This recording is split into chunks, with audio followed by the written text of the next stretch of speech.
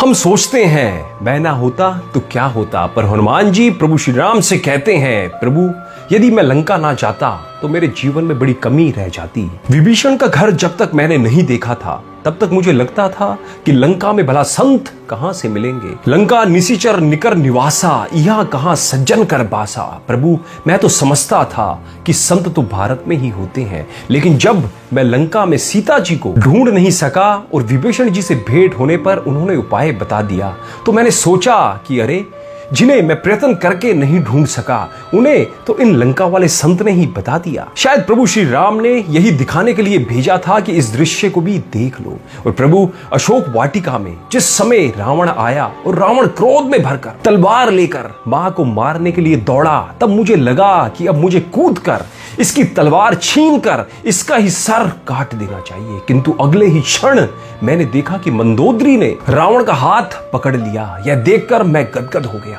ओ प्रभु, आपने कैसी शिक्षा दी मुझे।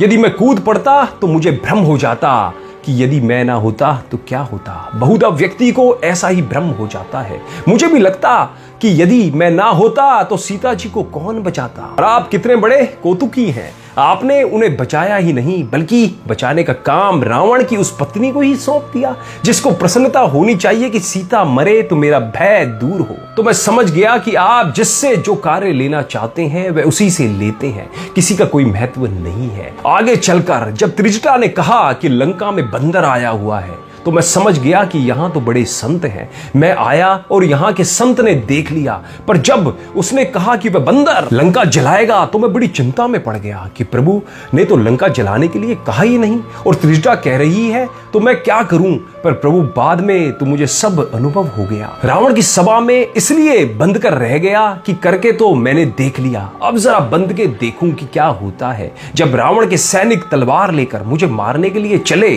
तो मैंने अपने को बचाने की तनिक भी चेष्टा नहीं की। पर जब विभीषण ने आकर कहा दूत को मारना अनीति है, तो मैं समझ गया कि देखो मुझे बचाना तो प्रभु ने यह उपाय कर दिया। सीता जी को बचाना है तो रावण की पत्नी मंदोदरी को लगा दिया, मुझे बचाना था तो रावण के भाई को भेज दिया। प्रभु आश्चर्य की पराकाष्ठा तो तब हुई जब रावण ने कहा कि बंदर को मारा तो नहीं जाएगा, पर पूंछ में कपड़ा तेल लपेटकर घी डालकर आग लगाई जाए। तो मैं गदगद हो गया कि उस लंका वाली संत त्रिजटा की ही बात सच थी। लंका को जलाने के लिए मैं कहां से घी तेल कपड़ा लाता, कहां आग ढूंढता। वह प्रबंध भी आपने रावण से ही करा लिया। जब आप रावण से भी अपना काम करा लेते हैं तो मुझसे करा लेने में आश्चर्य की क्या बात है।